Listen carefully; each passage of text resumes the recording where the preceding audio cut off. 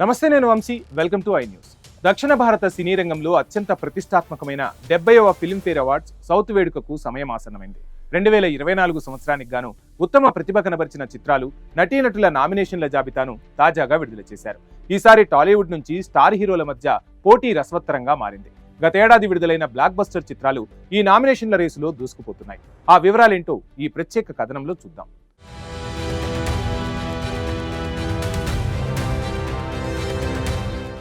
Block buster hits, award winning performance లతో south cinema మరోసారి Filmfare వేదికపై మెరిసిపోవడానికి సిద్ధమైంది. 70వ ఫిల్మ్ఫేర్ అవార్డ్ సౌత్ వేడుకలో కేరళ వేదికగా ఫిబ్రవరి 21, 2026లో ఘనంగా జరగనున్నాయి.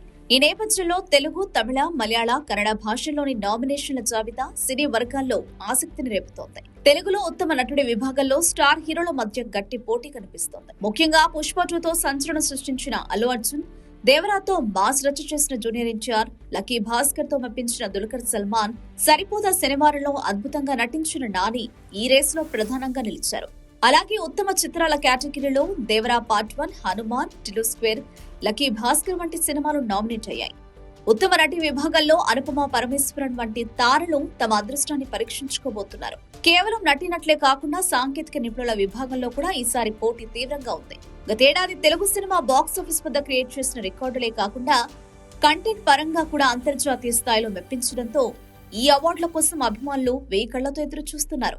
మరోవైపు మలయాళంలో ఆవేశం, బ్రహ్మయుగం, మంజుమల్ బాయ్స్ వంటి చిత్రాలు నామినేషన్లో ఆధిపత్యం ప్రదర్శిస్తున్నాయి. కేరళ టూరిజం సహకారంతో జరుగుతున్న ఈ వేడుకలో ఎవరెవరు బ్లాక్ లేడీని ముద్దాడుతారో వేచి చూడాలి.